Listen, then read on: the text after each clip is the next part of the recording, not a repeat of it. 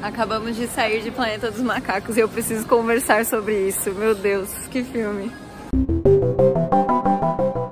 Oi gente, tudo bem? Eu sou a Lina e eu vim aqui ter uma psiconversa com vocês sobre o filme Planeta dos Macacos, O Reinado. Tudo começou no começo do ano, quando o Felipe, meu marido, falou que eu precisava ler Planeta dos Macacos, porque eu gosto muito de ficção científica, umas coisas assim mais nerdola, e eu achei que ia ser bem chato, pra falar a verdade, mas daí eu falei, beleza, vamos lá. Aí eu li, achei incrível, tá ali em cima o livro, inclusive, e aí a gente começou há pouco tempo a assistir os filmes da nova sequência, né, não da sequência de 1968, e achei todos incríveis também, fiquei completamente fascinada, apaixonada pelo César e pela história dele, e aí a gente descobriu que ia sair o filme esse ano, então eu fiquei muito feliz que deu certinho, assim, pra não ficar ansiosa esperando muitos anos pelo filme novo, porque demorou muitos anos pra sair esse filme de uma nova sequência, né. O último filme, que é A Guerra, encerrou a trilogia inicial, a trilogia do César, e agora a gente tá acompanhando uma nova história, que aparentemente vai ser sobre o Noah, que é um macaco da clã dos Águias. E eu vim contar pra vocês o que eu achei desse filme.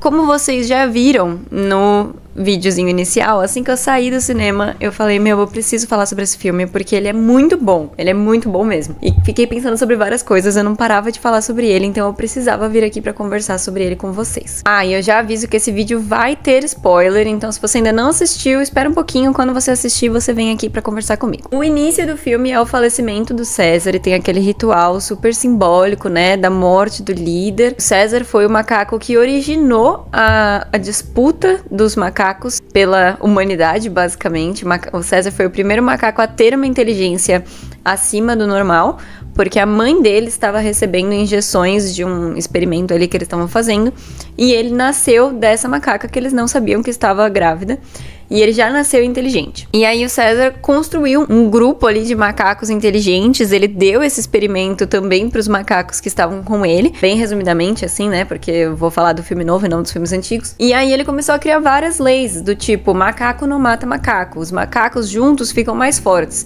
Então ele foi criando meio que os 10 mandamentos ali para dar certo o reinado dos macacos. Eu acho que esse início, falar sobre o César e não ser só um cold opening, assim, né, entrar direto no macaco novo, na história nova, é muito simbólico também pro diretor, porque o diretor é novo, né. Quem tava dirigindo os Planetas dos Macacos anteriores era o Matt Reeves. Agora essa nova sequência de filmes que vai sair é do Wes Ball, que é um novo queridinho da área. Eu senti que mostrar a morte do César também era sobre trazer essa coisa da morte do antigo, sabe? Vamos deixar enterrado aquela trilogia antiga e começar uma nova era. Eu senti que foi simbólico também pro diretor. A história do filme se passa uns 300 anos depois de que o César morreu, e aí a gente descobre que as leis, as ideias do César foram deturpadas pelos novos macacos. E aí isso me lembrou muito sobre uma coisa que eu tô aprendendo na faculdade. Eu faço psicologia, né? Tô no último ano, e a gente tava conversando sobre o conceito de epistemicídio. O epistemicídio é quando a gente desqualifica ou destrói a cultura, o conhecimento, os valores de um certo grupo, geralmente é o grupo dominado, né? E aí fiquei pensando muito sobre isso, que parece que ocorreu um epistemicídio ali. E eu não sei se só do lado dos macacos, ou se talvez os humanos tiveram alguma coisa a ver com isso, pra não terem conseguido perpetuar as ideias do César tão nitidamente. Mas o fato é que não é todo mundo que entende o que o César estava falando na época dele. Tem o grupo da Ordem do César, que são geralmente orangotangos, pelo que eu entendi, que falam sobre realmente o que César falava, o que César achava importante para manter os macacos unidos, para que eles pudessem prevalecer. E tem outros, como os mascarados, que é o grupo do Próximos, que deturparam essa ideia do César. Quando ele falava macacos juntos fortes, quer dizer que eles têm que se aliar. E o que o Próximos entende é, preciso dos macacos para fazer o que eu quero. E aí ele começa a escravizar os macacos, tirar eles das terras deles, queimar as habitações deles. É uma coisa muito agressiva e bem inspirada no Império Romano mesmo, né? Que pelo que a gente entende ali no filme, o humano que tava lá com ele, acho que é Trevistan, ensina pra ele sobre o Império Romano, e por isso que ele fica nessa brisa de querer fazer igual ao Império Romano. Mas enfim, achei essa questão do epistemicídio bem interessante e bem próxima desse empreendimento colonial, né? Que é uma coisa que a gente vê em nós humanos hoje em dia, mas que também tá sendo colocada em debate ali no filme. Porque o filme do Planeta dos Macacos, eu não sei se vocês têm essa mesma ideia que eu, mas ele mostra coisas que a gente faz no nosso dia a dia, que é um mal dos humanos, sendo colocado nos macacos. E aí é um jeito da gente poder refletir sobre as nossas ações e debater sobre elas de uma forma mais distanciada, né? Porque daí não é com a gente propriamente dito, é com os macacos. Aí os macacos eu posso julgar, eu posso repreender, eu posso achar uma maluquice, mas quando é com a gente dói um pouco mais. Então eu acho interessante que eles coloquem nos macacos os defeitos que são dos humanos pra gente poder debater. E eu acho que essa questão do epistemicídio é uma questão bem debatível aí, de acordo com o que a gente vê no filme. E além do epistemicídio original, né, de não sabermos exatamente como que as leis do César estão sendo repassadas, a gente vê o epistemicídio da Ordem do César, porque só o Haka sobrevive e todos os outros foram mortos pelos mascarados. E aí, avançando um pouco do filme, falando sobre os humanos no filme, uma coisa que eu debati muito com o Felipe, que é o meu marido, é que pra mim não faz sentido nenhum que os humanos queiram ajudar os macacos. Nos outros filmes tem bastante disso, né, criar um vínculo ali e tal, mas pra mim não faz sentido nenhum, porque eles sabem que a raça humana vai ser dizimada se eles ajudarem os macacos. Então não faz sentido nenhum eles terem compaixão pelos macacos. E eu acho que isso foi uma coisa que apareceu muito nos outros filmes, e quando apareceu a nova, eu fiquei muito puta, porque eu achei que ia acontecer de novo isso, de tipo, terem macacos e humanos sendo amigos e se ajudando e tal. Mas depois a gente percebe que ela não é uma amiguinha que nem os outros humanos eram nos outros filmes. Porque assim, os humanos, eles sabem toda a história do que aconteceu. Os macacos, eles ainda têm essa coisa de estar deturpado, de terem se espalhado e não saberem direito o que tá acontecendo. Mas os humanos sabem tudo o que aconteceu. Então não faz sentido nenhum eles acharem que os macacos têm o direito de estarem naquela situação, sabe? Eles sabem que foi um erro genético que eles mesmos criaram. Então não faz sentido nenhum. E uma coisa que eu achei muito legal, inclusive, é que o Haka, que é da Ordem do César, né? Ele tenta nomear a humana de Nova, porque ele fala que é como eles chamam os humanos de acordo com César, mas a própria humana não quer ser chamada de Nova, ela fala que ela tem um nome, que é May. E eu acho isso muito bom, porque eu acho legal resguardar o nome Nova para os humanos que realmente colaboram, né, que compactuam com os macacos, e a May não é uma dessas. Então é legal ver essa distinção feita simbolicamente pelo nome. Inclusive eu tô muito animada pra ver um filme em que seja exatamente igual no livro, em que os humanos não falam e são colocados em jaulas e são feitos experimentos e tal. A gente tá começando a chegar nessa área, né, mas ainda não exatamente. Outra coisa interessante sobre o Noah,